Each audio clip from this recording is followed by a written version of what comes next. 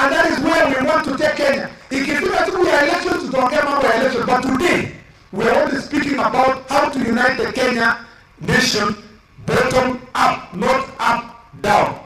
Tuju, amekuja press conference akasema, lazima wote tushike huduma namba. Yeye ni waziri ya nani? Ama alikula pesa ngapi kwa ile 7 billion yenye kwa alitumia siku ile kwa kufanya huduma namba? Rafael Tuju must be investigated. What is his personal interest in huduma namba? Or he is looking for money to pay his debt that has been publicized across the country. He cannot force us again to go back to get huduma number until we account for the 7 billion that was wasted. Because if we must unite this country, we must move forward. And I want to tell Tuju, you are part of the cabal, a group of people in this country who believe that public institutions should be privatized. You privatize the sugar companies. You are now wanting to privatize the Kenya Airways. You want to privatize the port. You want to privatize the railway. You want to militarize Nairobi County. Now you want to privatize Jubilee. I don't know if you want to appoint another military officer to run Jubilee or what you want. We are saying that as a democratic nation, we are not going to accept a process of privatizing public entities and public political parties, because we must play a role as citizens of this country.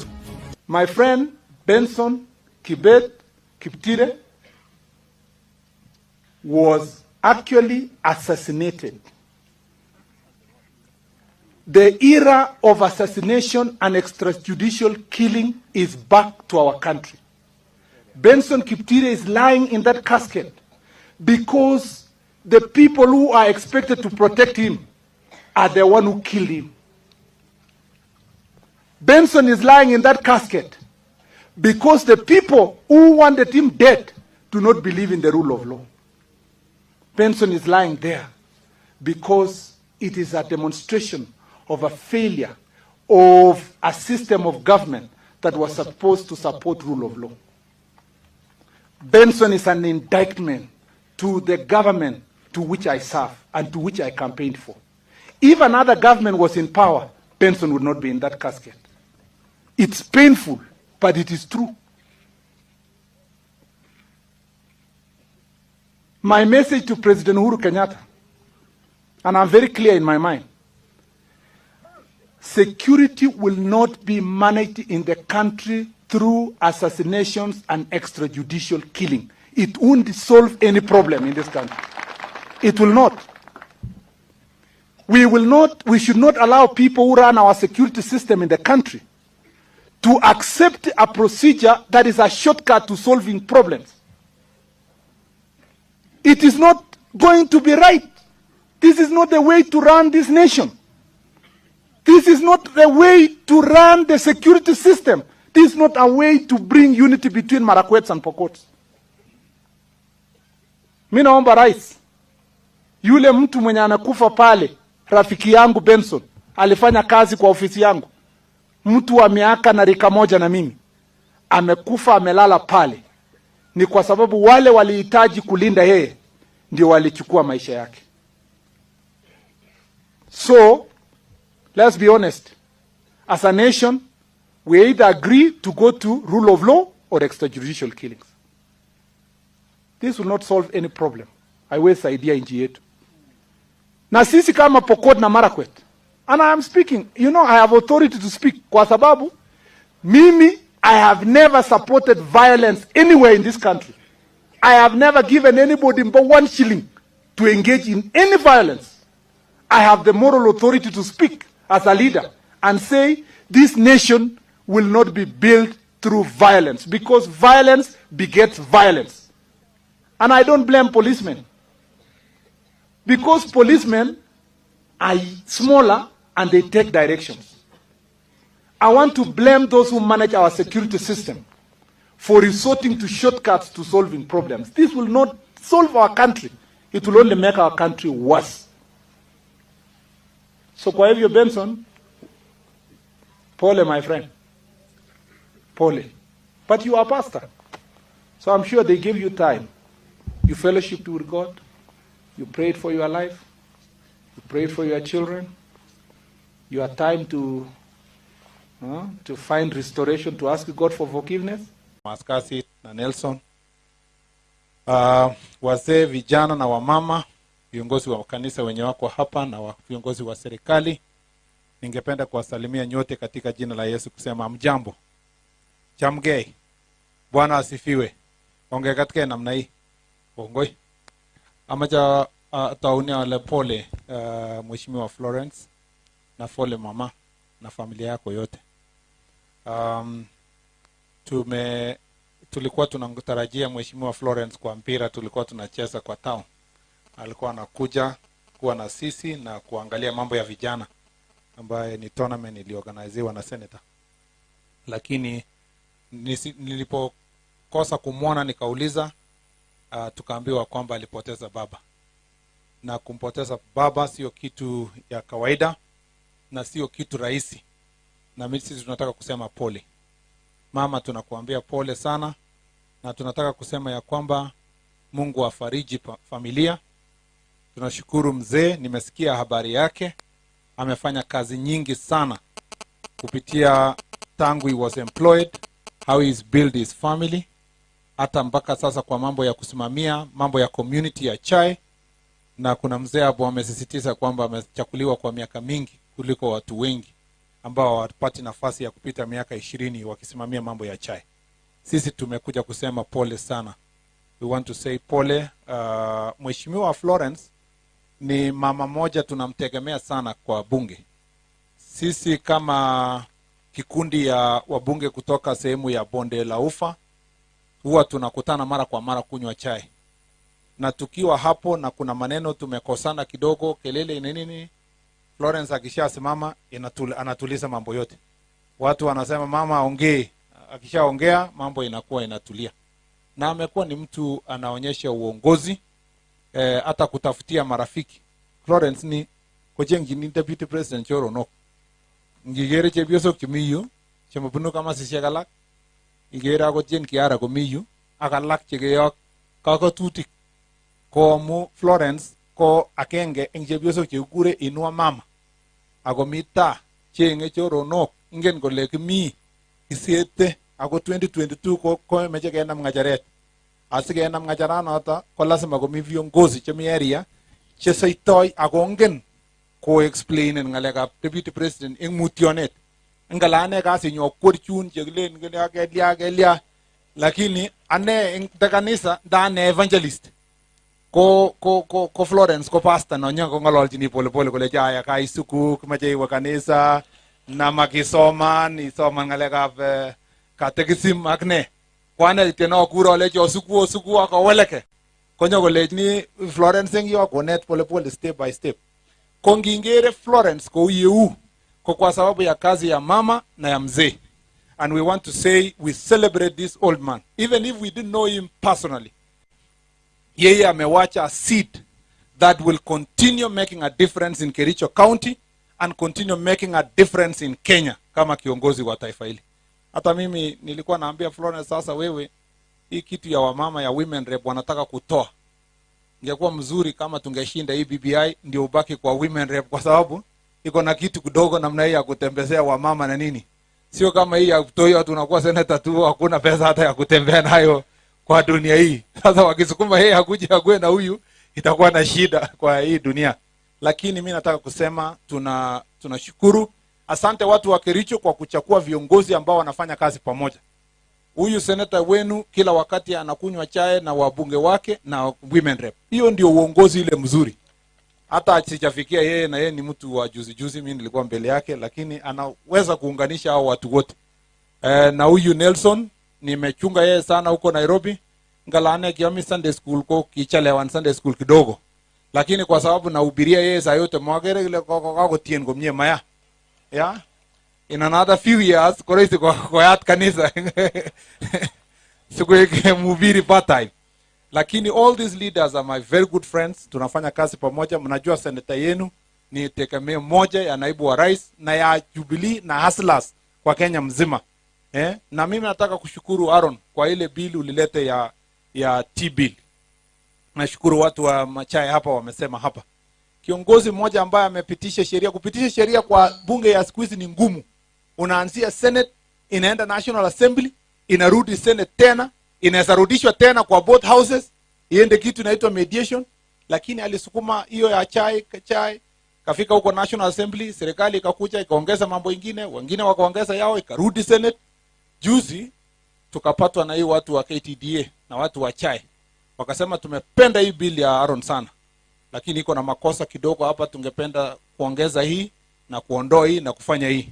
Tukakubaliana na hao kwamba kama vile mzee mmoja alisema hapa, ya kwamba ile tumeokoa 70-80% ile mzuri tumepitisha. Ile imebaki kidogo yenye nataka urekebishaji, si tumekubaliana tena mwaka huu inakuja tunaanza process ya kuongeza hiyo mpaka all the tea farmers wanafurahi kwa Kenya mzima kwamba mambo yao imewekwa ndani. Na unajua hiyo bill ni bill ya kwanza 2020 kupitishwa yenye inaitwa kwa Kenya mzima the hustlers bill, kwa sababu sana inazingatia mambo ya ukulima ambayo sio kama hii nyingine yenye sisi tunajikawia viti ya prime minister sijui nani sijui nini. So in honor of your father Florence, we will continue supporting tea process and tea stakeholders in all the amendments they want to bring so that we continue with this issue of tea kuelekea mbele. Kwa hivyo mimi sitaki kusema mengi.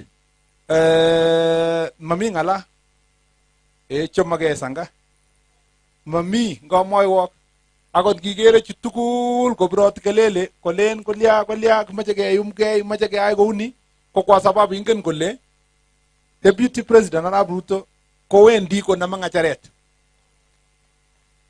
Amamage ngalekab Jubilee chama ko maya Arap Kenyatta chin maya kararan kikiyai kasi komie ketou 2013 ako 2017 komie, lakini kityo 2018 konyo chepsokoyot koleji ongekatkei.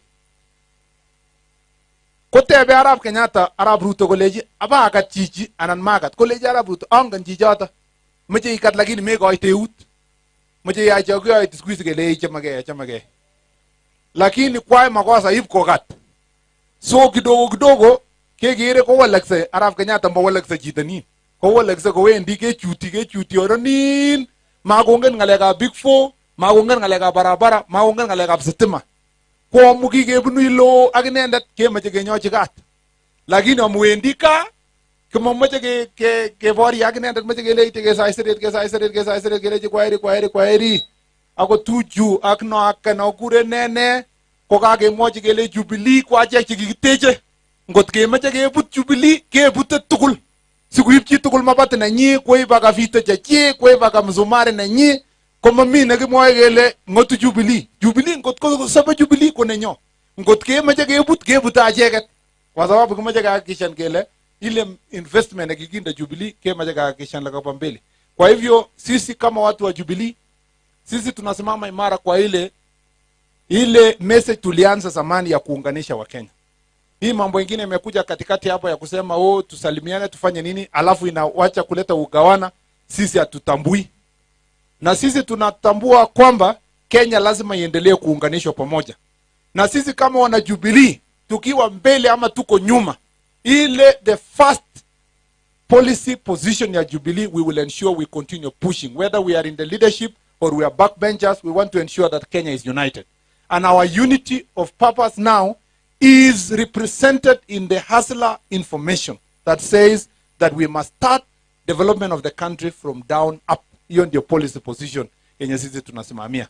Hii mambo ingine mnasikia ati kuna nini Wakenya wengine wako tayari kutengeneza chama yao, wakitaka kutengeneza wafanye yenye wanafanya, hiyo ni yao. Lakini sisi hapa ndani ya Jubilee kama bado tuko huko ndani, tutahakikisha kwamba nafasi yenye tunatumia inasaidia na inafaidi Wakenya wa kawaida. Mimi nimeshukuru na rais kwa ile kazi tumefanya na yeye kwa miaka yote. Nimeona sasa imebaki miezi 18 yeye aende retire. Sisi tunamuombea baraka ya Mungu na maisha marefu, aendelee kufanya kazi yake. Hata hii ya siasa hii yenye inaendelea, kama kuna shida ya siasa sisi tutasuluhisha na yeye. Sisi tunamwambia tu kwa sababu ni rafiki yetu, wewe tufanye hii ya siasa kando. Hii professionals wanatoka jamii na wanatoka communities ya Kenya, wanatoka sehemu zote za Kenya. Kila mtu asifutwe kazi kwa sababu ya kisiasa. Kila mtu aendelee na kazi yake, Sisi wanasiasa tutasuluhisha hii kazi ya siasa sisi wenyewe, ili kwamba hakuna mtu atatoka Western, atoke Nyanza, atoke Coast, atoke Rift Valley mwenye atatolewa kwa kiti ati kwa sababu ya kisiasa ya kusema ni rafiki ya ule ama ya yule mwingine. Let professionals continue doing their work. We politicians will do our part. Mimi nataka kumwambia Mheshimiwa Nelson. Mheshimiwa Nelson, pongezi. Mimi sikuja Msambweni. Mimi na Aaron hatukuja na wengine. So unajua sisi ndio tulikuwa fundi wa mitambo hapa Nairobi. Tulikuwa control room. Unajua kuna war room na kuna sasa war field. Sasa sisi tulikaa hapo control room tukiendeleza na maneno mengine inaitwa situation room. Wewe ukaenda kwa vita. Na sasa wewe ukapigwa risasi ya kivita. Sasa uko na kesi huko Msambweni. Huyu mtu sasa atakuwa anaenda Msambweni kila mwezi kusikia kesi. Yeah? Ati wale watu walipoona wanashindwa wakashika yeye. Ati wamemshika yeye ati kwa sababu alilete shida huko chini huko. Sudi kumbe amekuwa mjuaji. Alitakana kushikwa na huyu, akaingia Nyazi. Huyu bado alikuwa anafikiria Kenya iko sawa tu kama kawaida, akashikwa. Sasa vile alishikwa ndio huyu anataka kukimbia kuenda kuonana na lawyers wake kwa sababu kesi yake inaendelea leo na kesho, lakini tunakuombea na hii watu wa kuhurumia kidogo kidogo huku kwa sababu ya shida yenye umeshaingia. Huyu ni askari sawa. Ule mzee alisema kwa hapa kala boya tengisene kala kakichamun ensura kitibui, lakini kwa majamole kakichamun kwa sababu also your functions you are doing as a member of parliament. So ochamwech ke batwai awamacha mwachi Florence na family, Mungu awafariji. Asanteni sana, pole tumechukua a lot of time but we wish you God's blessings. Tuko pamoja, asanteni sana. Sasa nataka kukaribisha commissioner, the youngest elected senator in the republic and the region, Kutoyot Komasgasi.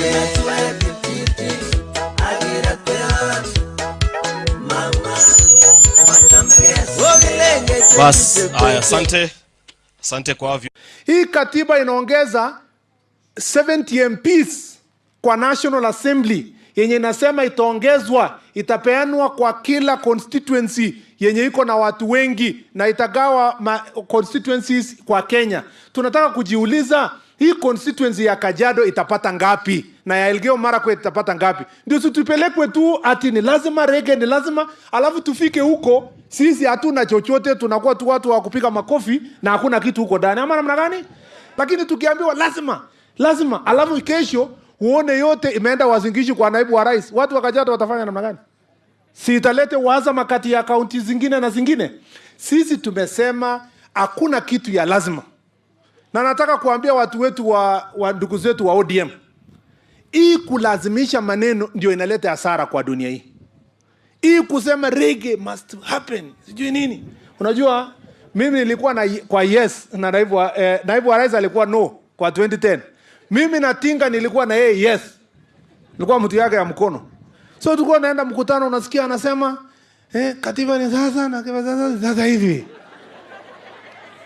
So siku nyingine nikamwambia na hii vitu William Ruto anasema tusikize tuone kama tunaweza ongeza kidogo ndio tupitishe hata kama tunachelewa 3 months. Akasema hapana, katiba ni sasa hivi.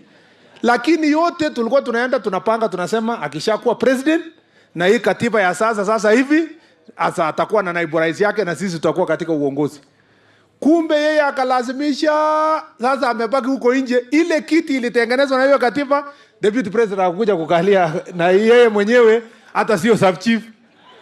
Sasa saa hii anasema lazima rais akuwe mkubwa sana, akuwe na prime minister, akuwe na nini, na nobody can stop reggae. Mimi nataka kumwambia yeye warning. Utasema nobody can stop reggae, alafu huyu jamaa tena atakuwa rais, appoint watu wengine, wewe hata utakuwa sub chief kwa huko nje. Itakuwa ni hasara. Asikize hii maoni ya wazee ya kusema tuketi kwa meza. Mimi nataka kuomba kina Orengo na wale wengine wacheni haraka nani. Haraka mnakimbia wapi? Hii Kenya hakuna mtu wa Kenya A na Kenya B. Na hii Kenya haiendi mahali. Tuketi wote meza moja, tukubaliane, tupitishe kwa sababu inawezekana kuwa na win-win constitution ambaye kila mmoja anajisikia yeye ni Mkenya. Ama watu wa Kajiado. Hiyo ndio sisi tunataka kusema, tusifanye Kenya yetu ikuwe ya malumbano, tukue ya Kenya ya kuketi pamoja kufanya kazi pamoja. BBI, nyinyi watu wa Kajiado, BBI ilianza, wakati ilianza hapo mapema, rais na naibu yake walituambia sisi watu wa Jubilee, Hii kitu ni ya kuleta watu pamoja. Tumetafuta wazee watembee, walete watu pamoja, walete watu pamoja. So sisi tukasema kuna makosa gani kitu ya kuleta watu pamoja? Ni kitu mzuri. Alafu kufika katikati tukaambiwa imebadilika, katiba lazima ibadilishwe. Sasa tukashindwa ilitoka saa ngapi kuleta watu pamoja mpaka mahali inaitwa reggae ni lazima. Hiyo ndio imetuchanganya tu kidogo. Ilianza mzuri lakini ikaleta kutaka kuleta mchanganyiko. Lakini hata hivyo sisi wengine tulikuwa na nia ya kusema katiba yetu haina kitu ya kusahisha. Tunataka kuimplement ndio isaidie watu. Lakini katiba imeandikwa imesema mtu yoyote, hata mtu mzee wa Kajiado hapa anaweza anzisha kubadilisha katiba. Akishaanzisha lazima kila Mkenya atahusika kwa kupiga hiyo kura. Kwa sababu sasa BBI imeleta mchakato ya mambo ya kubadilisha katiba, sisi hatuna budi kikatiba lazima tuhusike kwa huo mabadiliko. Na kwa hivyo kama hatuna budi, tunaambia wale ambao walianzisha mambo ya kubadilisha katiba, tunataka sasa kama ni ukweli tunataka kuangalia vipengele vya katiba ya kubadilisha, lazima tuketi pamoja kwa meza moja kama Wakenya na kukubaliana ni nini tunabadilisha na ni kwa faida ya nani na ya kwamba tumepeleka kila mtu pamoja. Tulifurahi sana on Monday tulipokuona Bomas.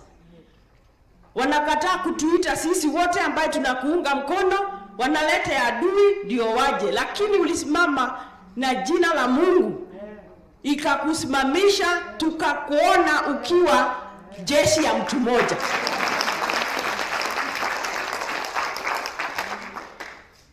Kwa sababu tukidanganywa ni siasa. Ati hatutaki siasa, tunataka kufanya kazi. Hiyo handshake yenyewe ni siasa ile ya hali ya juu. Siasa walianza na hiyo handshake. Sasa ni BBI. Na kwa sababu Your Excellency umesonga sana, lazima watafute gari ya kuanza siasa ndio wanatuambia mambo ya BBI. Wakati BBI ililetwa on Monday, mimi nilisikiliza naibu wa rais vizuri sana. Sikusikia akipinga. Kuna wale pengine walifikiria atapinga. Alisema wakati wa kuzungumzia na kuzungumza na kuchangia ile ripoti imefika, na kuna nafasi, nafikiri rais wetu pia alikubali kuna nafasi ya kuzungumza na kuweka hiyo mambo. Moses amesema kama kuna pahari wa Masai hawajarifika ya maneno ya shamba, maneno hiyo ya maji ambayo tunasikia mzee alikuwa anachangia sana, maneno yetu wa kina mama iwekwe hapo, ndio kama ni kuenda tuende safari moja. Kwa hivyo hakuna hii maneno ya kutengana tena. Tunakubaliana na rais, hatutaki kutengana, tunataka nchi iende pamoja. Na BBI kama ni ya BBI ni kuweka nchi pamoja, sisi tutakuwa hiyo raini ya kwanza. Asante sana. Mimi nataka kuambia wale wanatulazimishia hii BBI kwa nguvu, msifanye kazi ya kulazimisha alafu kesho ile vitu mmepanga hapo, mtego mmepanga ikuwe nyinyi ndio mnaingia. Let me give you free warning.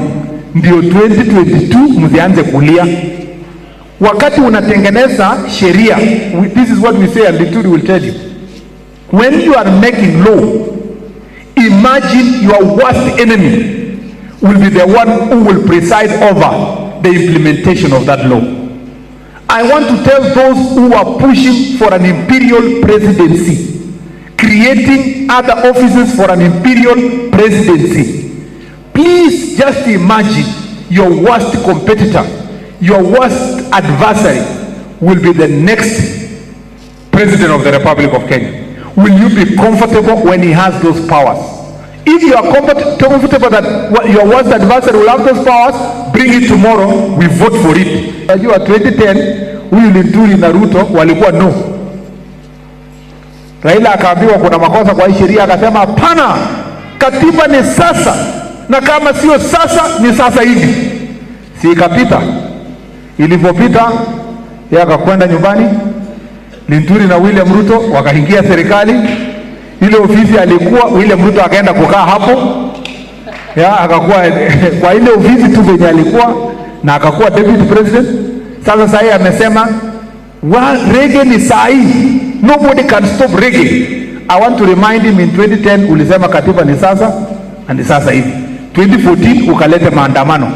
Ile unatuambia nobody can stop reggae, na reggae ikipita usilete maandamano 2025 kama vile ulilete maandamano 2024. So jifikirie, enda ulale ufikirie mzuri sana. Sisi sio wakubafu, tunakuangalia tu, tunapanga, tunasema okay, iko nini hapo ndani, hizi mzuri, hizi mzuri, hizi mzuri, lakini hata ikipita tutanyorosha hii na kunyorosha ile. So umeelewa sisi nini tunasema? Tunatumia akili. Sisi sio watu hakukaa namna hii. Na hatuwezi kubali mtu atumie BBI akifikiria ndio apate pesa ya umma kuzunguka Kenya kupiga William Ruto. Utashangaa nini itafanyika kutoka kesho kwenda mbele. Wacha nisiseme mengi. Sisi kesho kapteni yetu Rais Uhuru Kenyatta atatuambia sasa ile maneno alituambia kwa Kisii. Alisema yeye amesoma hii katiba mara ya kwanza, ameona mara ya kwanza, akasema tutaweza badilisha. So akuja atuambie kesho pango yake ya kwenda mbele ni nini. Kutoka hapo sisi tutajipanga. Na mimi nataka kumwambia Uhuru Kenyatta hawezi hapa. Akipiga kona sisi tunapiga kona na yeye. Akipiga kona yeye sisi tunapiga na yeye. Kwa sababu sisi ndio tumeinvest kwake. Akijaribu kuepa kona tutamnyorosha arudi kona mpaka tufike ile destination tulikuwa tumeambiwa wa Kenya, kuunganisha Kenya pamoja. Hatutakubali mambo ya kugawanya wa Kenya kwa sababu ya tofauti ya vitu mbili tatu. Lazima tuunganishe wa Kenya tuende mbele. Na kama ni kuunganisha Kenya, mtu wa wheelbarrow akue pia hiyo meza ya kuunganisha taifa la Kenya. And his team for their response, and I think Chair, a lot of most of these issues were canvassed last week when in your last meeting. I just have two follow-up questions. One, and a comment. First one is, I'm glad you confirm in your response that through forensic and technical investigations, the location of Senator Malala was gotten, hence his arrest. National Police Service is not privy to any information on any location sent to the police. The allegations out there by members of public, and not just simple members of public, people at the level of former Prime Minister, have alleged that the three senators, or one of the three senators, or two, he didn't specify how many of the three, actually sent their P numbers to the police to come and pick, invite them to come be arrested. First of all, embarrassing the police service, that the police service is on call to be used for political reasons or for anybody to assist in criminal rackets. But two, embarrassing this house, that members of this house would call policemen, could do anything wrong and then call police to cover. So this is a very serious issue, in fact, when it comes to reputation of both this house and the police. And I'm glad that in your response, you put it categorically that the three senators, you are looking for them. They did not invite you. Is that correct, Mr. Zaiji? It's correct. Yeah. So that is confirmed, meaning therefore that even as you come to your conclusion in your statement, in the statement related to Senator Malala, which was the investigation related to Senator Malala, you came to the conclusion that you demand an apology for comments that are made by senators regarding the integrity of the police service. Would you demand the same from the former Prime Minister and others who have also alleged that police service are on call to be misused? Make a comment, please, with permission and also protection from the chair. We don't want to drag police to politics. We are a professional outfit and we want to do our job professionally. The issue of politics, we leave it with you. But you know, IG, we are dealing with politics here. We are dealing with the arrest of politicians. You are demanding an apology from politicians. So, and a politician at the level of our party leader. Most of us here, our party leaders are not in this house. except Thomas Watakula is representing himself here. But I'm saying most of the senators who are sitting here, or almost all actually, except Senator Wetangula and Senator Gideon Moi and Kabaga, I don't know if he's a party leader. Most of us here, I think our party leaders, no, it's important, Chair. Our party leaders are not here, including the President. And if they were to be said outside there, that they are making such comments that disparage the police, yeah, and you demand an apology from a junior officer. In political sense, a senator is more junior than his party leader, politically. If you are demanding an apology from a senator, you should demand an apology from our party leaders. That is not politics. Number two, Chair, and this is important, Chair. The reason why we are here, and the reason why this thing caught a lot of attention from the public and from this House, is actually to divorce the police service from politics. And so that police service is not on call to be used by the executive to pursue their agendas here. The best way the executive can pursue agenda here, they have a leadership here, and they have persuasion, and they have manifesto. Even as you pursue this line of, you want respect for the police service, what assurance can you give the Senate that the police service will become a police service where independently members of this House will not lose their positions, security and so forth because of police enforcement? Lastly, I know colleagues, and I know some of them have not come here, but I still know colleagues who don't have security, whose security was withdrawn for political reasons because they joined this political camp or the other. Many of them are from the ruling party. How far is the process of restoring security to them? Chair, as I seek for your protection on issues of politics, I would like to answer my Honorable Senator Murkomen. Even I had to talk to him personally. I had to talk to him personally when he had his security withdrawn, and I told him that you deserve to have your security, and you will return. And I think you should report that one. And I confirm. And you confirm that one. And what I want to assure, but also you should tell the committee IG that my security was withdrawn for almost a month, just because I lost my position. I was not in the picture, but when I learned this, I even told you I apologize for that reasons.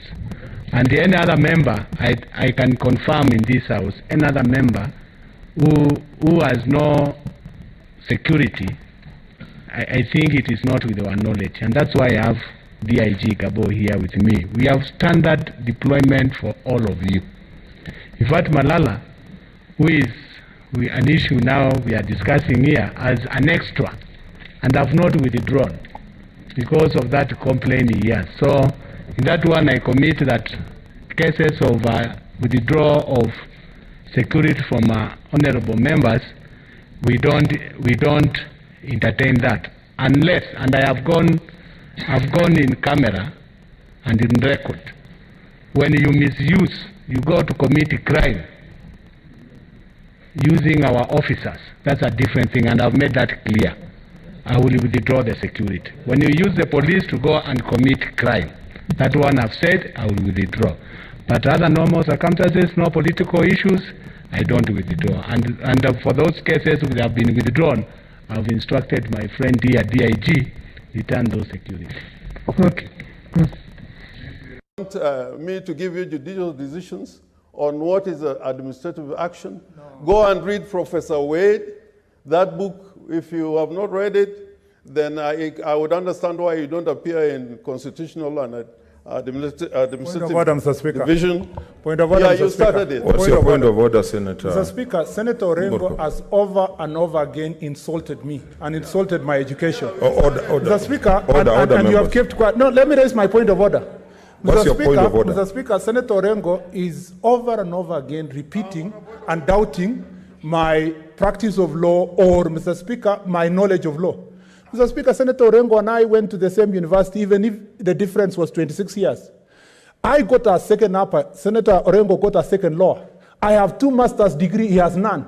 I have taught 2 students, Mr. Speaker. I have taught 2 students, Mr. Speaker, who are in this house. Order, Who is he to lecture me? Who is he? Senator Murkomen. Order. Mr. Speaker, are presiding over a process, Mr. Speaker. I have not said. Speaker, we are not I have Order, members. Let him announce the section. Mr. Speaker, Senator Murkomen. He's on a point of order. Mr. Speaker, I'm on a point of order. Order, Senator leader. I am reading. Order, members. I am reading the section. Okay, wait. Order, Senator Murkomen. Listen, please. We are honorable members. Correct. The world is watching. Go back to what I said in my communication. Let us use decorum. Let us respect each other. Let us not insinuate. Let us not use a language that demeans or cast aspersion against your colleagues. It's so directed. Mr. Speaker, I have not mentioned any name, although they say that if you mention, like Chinua Achebe said, if you mention dry bones, it's all the women who get uncomfortable. Mr. Speaker, the Constitution is very clear in Article 47, which says, Mr. Speaker, every person, including Professor Kithure Kindiki, has the right to administrative action that is expeditious, efficient, lawful, reasonable, and procedurally fair. If a right of a fundamental freedom of a person has been or is likely to be adversely affected by the administrative action, the person has a right to be given written reasons for the action. Mr. Speaker, in line with this Article 47, the National Assembly, in its standing orders, provided a long the Speaker procedure of how to notify the Deputy Speaker and the Speaker if you want to remove them. Mr. Speaker, you cannot say, and it is not legally sound, to argue, Mr. Speaker, that you are going to engage in a serious constitutional process to remove a constitutional office holder, and, Mr. Speaker, pretend to say that the other articles of the Constitution are not going to apply. Mr. Speaker, this is a house of record. The process we are going through is a process that will be in history for the next 100, 200 years. This house, Mr. Speaker, led by its majority leader, KIPCHUMBA MURKOMEN, went to the High Court, Mr. Speaker, to challenge procedures that have been floated by the Executive and National Assembly. This House, Mr. Speaker, has just got a ruling from the Supreme Court of processes that have been floated. This House cannot continue calling itself the upper house and run a removal of its deputy in a kangaroo manner, Mr. Speaker. Order, Senator Murkomen. Point of order. Just a minute. What's your point of order, Senator Mutula Kilonzo Jr.? Then I'll come to Linturi. Mr. Speaker, unfortunately for Senator Murkomen, he read the Constitution and left sections which he should have read so that he can educate us as to what he means in terms of fair administrative action. For the record, Article 47.3, which Senator Murkomen obviously didn't want to read, states as follows: for the avoidance of doubt, Parliament shall enact legislation to give effect to the rights in Clause 1, and the legislation shall, A, promote for the review of administrative action by a court, or, if appropriate, in independent impartial tribunal, and B, promote efficient administration. In support of that objection, which is not even an objection, Mr. Speaker, the Senator of Elgeyo Marakwet should first of all demonstrate we are sitting in a court, 2, we are a tribunal, and 3, which is even more important, that the act arising out of this section, which is called the Fair Administrative Act, where Senator Murkomen, as a member of the Legal Affairs Committee, participated, should show that Article 106 on the removal of a speaker applies. And since he doesn't know, Article 106, it has no reference in the Fair Administrative Act. And we passed that law here. So, Mr. Speaker, the objection raised by Senator Orengo must be answered. What section of the Constitution is he referring to? specifically, so that we can get on to this matter. Mr. Speaker, I don't want to belabor the point. The question... Okay, just a minute, Senator Orengo. The question was directed to the Speaker. It was very clear to know whether a process took place between the notice of motion and whether the Deputy Speaker was notified of any charges that, Mr. Speaker, support the motion, or reasons even that support the motion, because that is the briefest motion I've ever seen, to say, Mr. Speaker, we just want to remove the Deputy Speaker. Now, Article 47, Mr. Speaker, I don't know how Mutula Kilonzo has his moments of brilliance when he wants, the Senator Makweni. But when he wants to cover, Mr. Speaker, the truth, he cannot hide that truth in Article 47.3. 47.3 says, beyond the administrative procedure that is required, the law also must provide that any person who is not going to be happy with that procedure must have a process of going to a tribunal or to a court. Mr. Speaker, that is very clear. You can't lie to me that in any, Mr. Speaker, if you read Chapter 4 of the Constitution, if you read all of Chapter 4 of the Constitution, Mr. Speaker, we are about to walk into a very dangerous place. And I tell you, Mr. Speaker, it will be Professor Kithure Kindiki today. It will be another person in a different forum.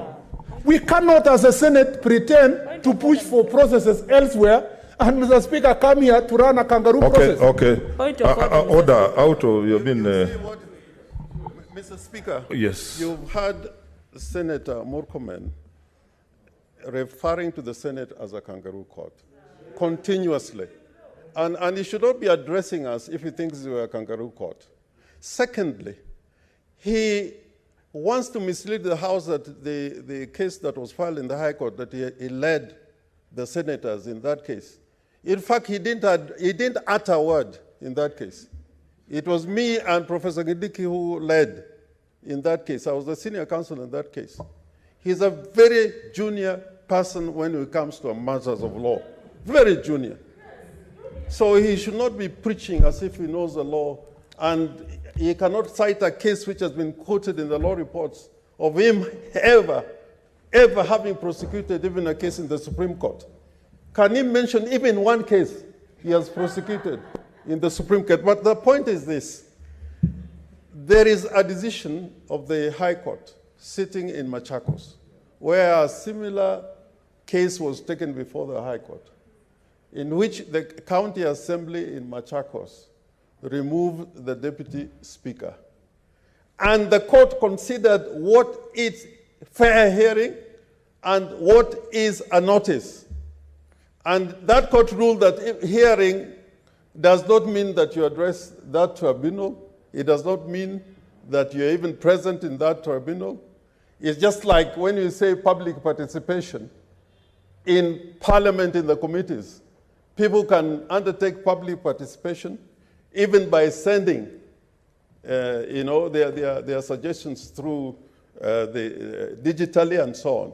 But the more important question, which I want Mr. Speaker to be addressed if this matter can be dealt with fully, is that in relation to the President and the Vice President, there are specific provisions which says you must spell out the charges.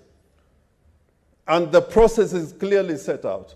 When it comes to the governor and deputy governor, the process is set out because that is a trial.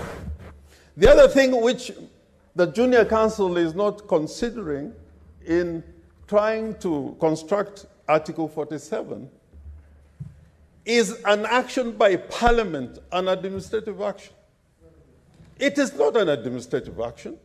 We are a legislature. We are exercising our legislative authority under the standing orders. And I think, Ms. Murkomen, if you want me to give you judicial decisions on what is an administrative action, go and read Professor Wade.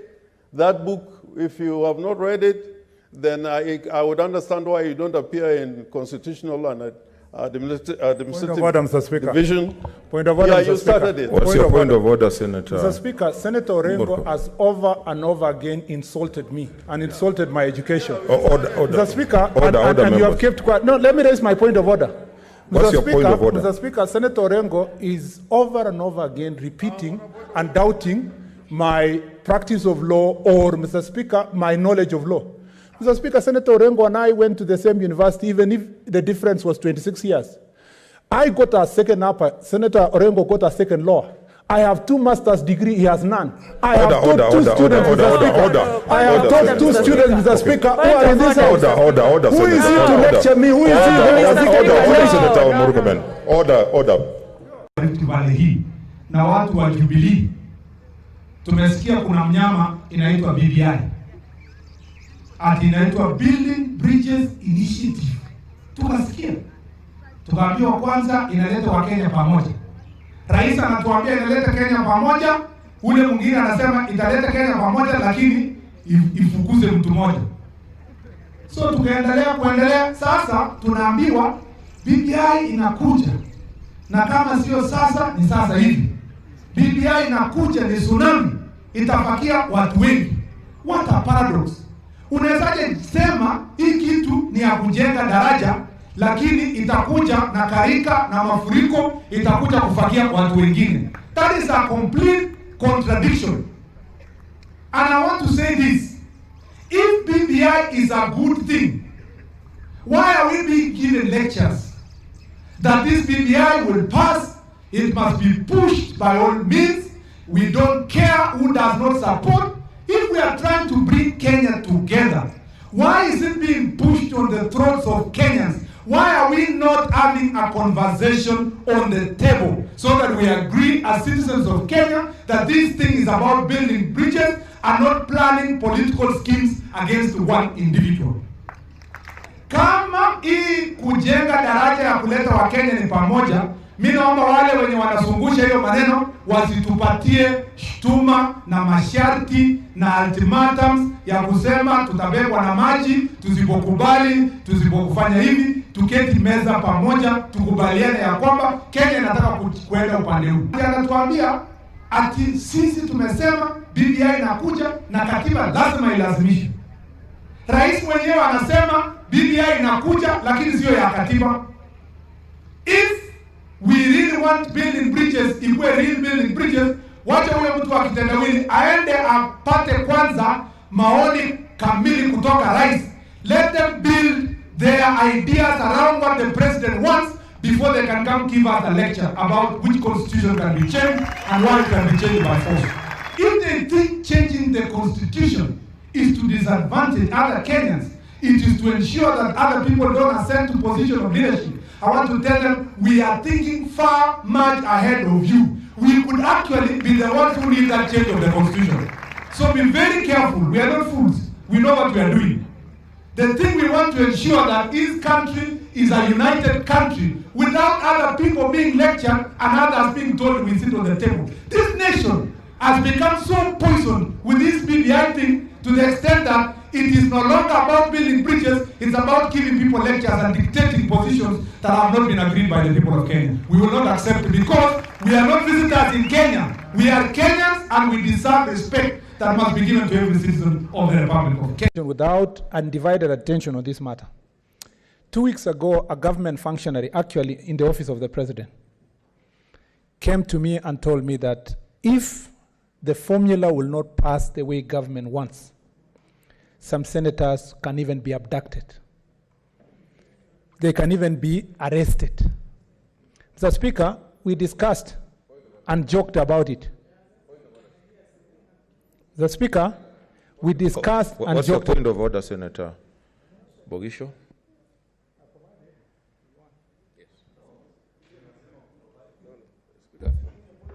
Speaker, just so that we don't take your seat, Senator Murkomen, somewhere. Just, Mr. Speaker, so that we don't derail debate in any way by dilatory motions. Is my neighbor, the Senator for Elgeyo Marakwet, in order to insinuate without facts, without substantiating, And Mr. Speaker, leading in a very dangerous direction of pointing out public servants and statements which really are not statements which lead us to think, Mr. Speaker, there is something that can be said like that, abduction, claiming by government. That must be substantiated. That must be somebody who said that. And we need to know. Mr. Speaker, Yes, Senator Murkomen. Mr. Speaker, Senator Pokisho remembers 2 years ago when 3 Pokot young men were abducted in Kapenguria, murdered, and dumped in Kaptagat Forest in Elgeyo Marakwet County. 3 months down the line, my PA, former MCA Benson Kiptire, was abducted in Eldoret. We were with the president in town, killed and dumped in Kapenguria. He cannot pretend to be a visitor in Jerusalem. He knows that the victims of this kind of strategies have even affected the people from our 2 counties. So I'm speaking from my personal testimony. He cannot challenge my personal testimony. I am not alleging that newspapers or so forth. And let me give my story. Listen, Senator Pokisho, and listen to us, because we are senators under now the mercy of the Speaker, not under your mercy. Mr. Speaker, when he told me that we will do everything to abduct 2 or 3 senators, I thought it was a joke. On Friday, on Saturday, I put this information in public domain. Sunday, the same. Senator Langat was called by many, including leaders in this chamber, to tell him that he should leave his house, because I was with him the last night. He should leave his house, go to Bomet quietly. He will even be facilitated for as long as he doesn't come to these chambers to vote. Senator Lelekwe was saying charges will be preferred on him unless he decides to vote with government, and I don't know what's government position. I don't know what that means. Mr. Speaker, you cannot therefore say in the chambers of this house that the vote that is about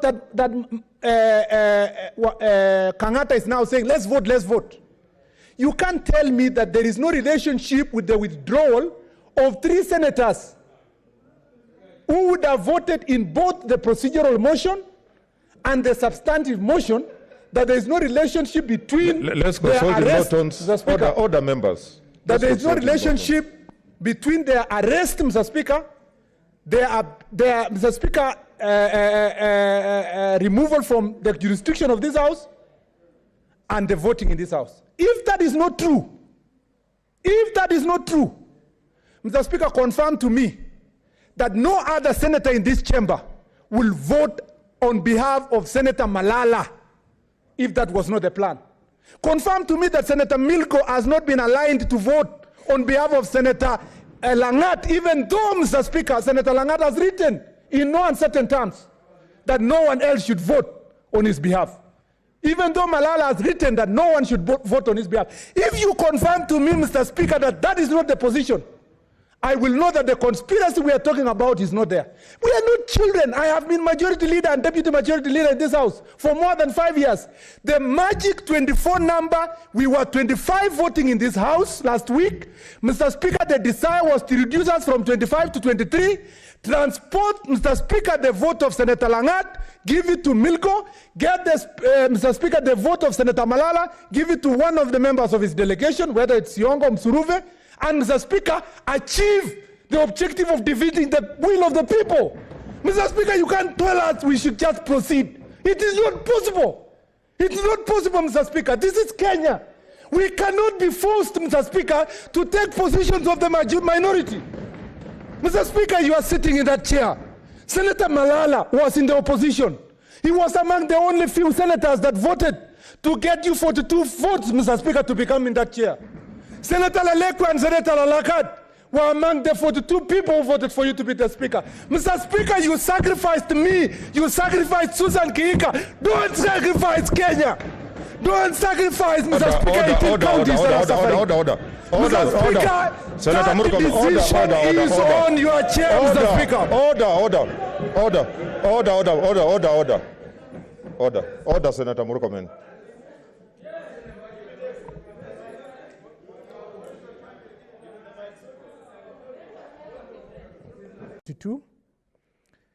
on 4th of January, when King Charles entered the House of Commons, supported by 400 armed men, in an attempt to seize 5 members who were accused of treason. The Speaker who was presiding over the House of Commons was one Sir William Lenthal. And when Sir Charles, Mr. Speaker, asked Lenthal where the 5 members were, this was his response. Mr. Speaker, he responded, "I have neither eyes to see nor tongue to speak in this place, but as this House is pleased to direct me."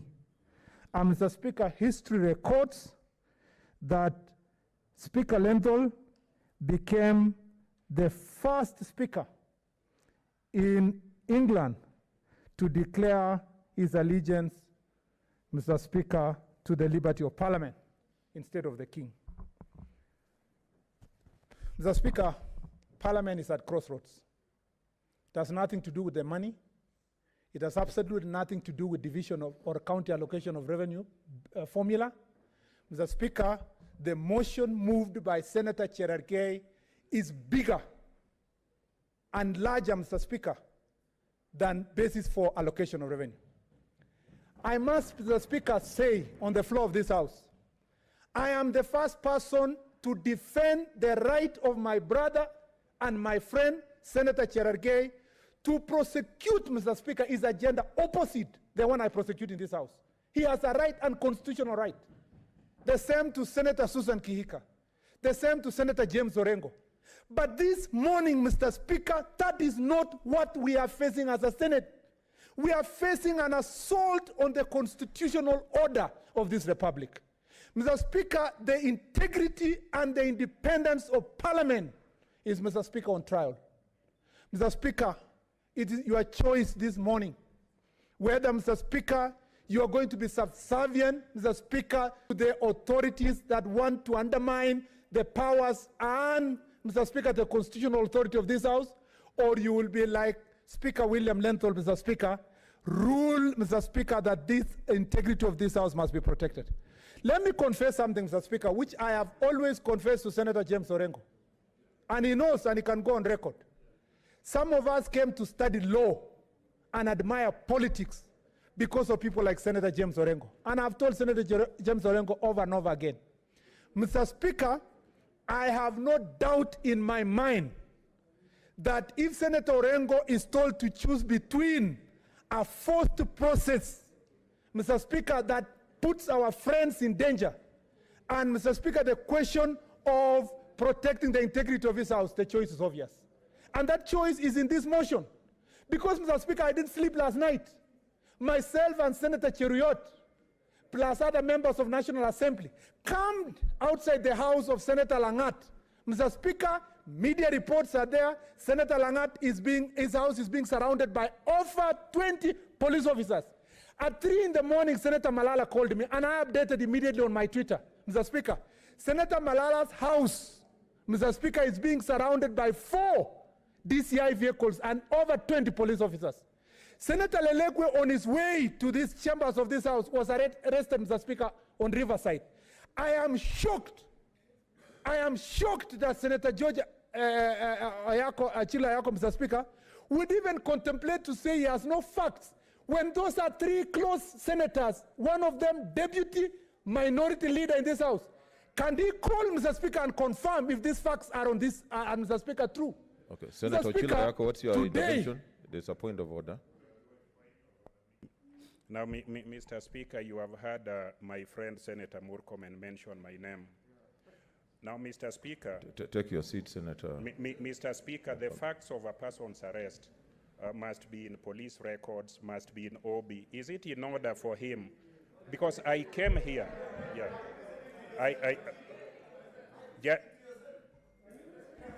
Order. Mr. Speaker, can I be heard? Order, can senators. I be heard? You may not agree with what he's saying, but give him an opportunity to say what he's saying. I did not mean to interrupt Senator Murkomen, but the fact that he mentioned my name, I left my house and came here And Mr. Speaker, I have no information, I have no OB information, and I know that there could be truth and there could be untruth. Is it in order for Senator Murkomen to blame me for not knowing when I have no facts? I'm a person of facts and facts alone, like Josiah Bonda. Senator Mr. Speaker, Murkomen. two things. One, I'd like to ask my friend Senator Chiloyako to go look for a mirror behind your seat, Mr. Speaker, at the bathroom, and see himself if he's still that Sonu crusader for liberty, Mr. Speaker, that he spoke about. Number two, Mr. Speaker, we are honorable senators in this house. We don't lie. We can move a motion on basis of lies. We cannot mislead this house.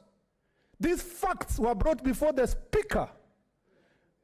These facts are known, they are incontrovertible.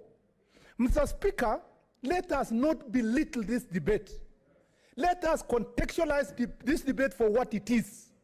It is about an assault on, Mr. Speaker, parliamentary democracy, Mr. Speaker, and, Mr. Speaker, about the freedoms of this house. Let me concentrate on, Mr. Speaker, concluding by saying this. This Senate this morning is not being asked to adjourn so that you can assist this side or the other on the question on the basis of allocation of revenue. In fact, Mr. Speaker, I have refused, as a matter of fact, to go or prosecute my position on the question of voting for resources, because my position is not superior to those who are on the other side. It's a question of when you vote, the other side, which has the numbers, can pass. But, Mr. Speaker, to arrest 3 senators, to make it impossible for them to come and make their decision, to subvert the, Mr. Speaker, sovereign right of the people of Kenya under Article 1 of the Constitution, that was donated to Senator Malala, Senator Langat, Senator Lelekwe, to come and exercise on the floor of this house. And for any colleague in this house to support that process, Mr. Speaker, it will be a pity. It will be, Mr. Speaker, the worst day. I call upon my colleagues, Mr. Speaker, to look at themselves and look at the situation we are going through this morning. Senator Orengo told me on the floor of this house with Senator Sang and Senator Aaron Cheriot, we were sitting here, said, Mr. Speaker, that revolution hits its own children. That, Mr. Speaker, this house, that, Mr. Speaker, this government was going to be worse to us than, Mr. Speaker, them that were in the opposition then. Mr. Speaker, Senator Orengo now sits in a mob. He has, Mr. Speaker, the ear of the president on the government. Mr. Speaker, I want to look at Senator Orengo on the face. Mr. Speaker, it has devoured me, Mr. Orengo. Now it will come for you.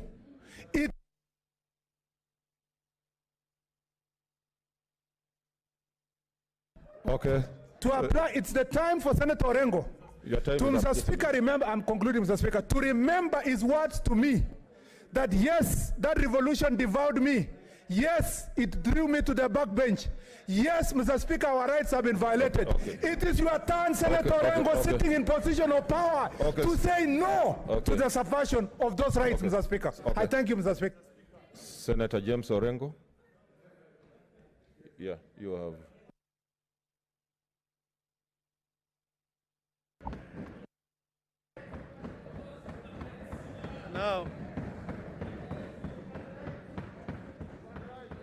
Now,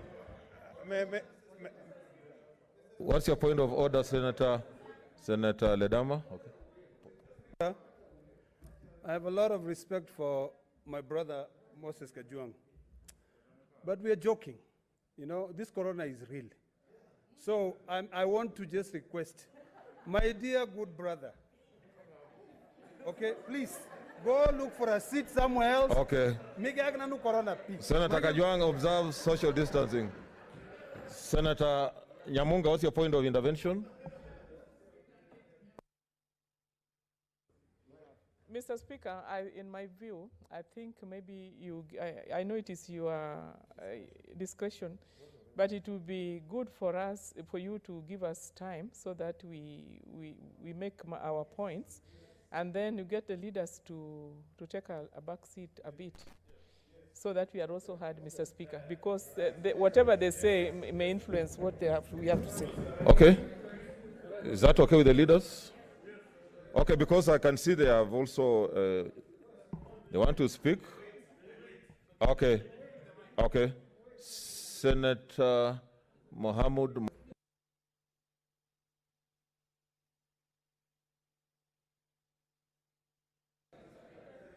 Mr. Speaker, sir, I stand to support this motion. Mr. Speaker, this is the Senate of the Republic of Kenya. A few days ago, I tweeted that this Senate is under siege. I also tweeted that we are actually at crossroads. Mr. Speaker, sir, I want to challenge the leadership, both my good friend, the Senator for West Pokot, Senator Bugusho, and Senator Orengo of Kisiaya, to take leadership in this House and fight for the right of this House. So, Speaker, sir, as the Speaker of this Senate, you are today in a very, very serious position. This House is on trial, and you, as the mediator and a bit of this House, has a role to play. So, Speaker, sir, we cannot allow the democracy that this country has fought for to be clawed back. Kenyans fought for a constitution, a very liberal constitution with a very, very liberal Bill of Rights, and now it's being clawed back.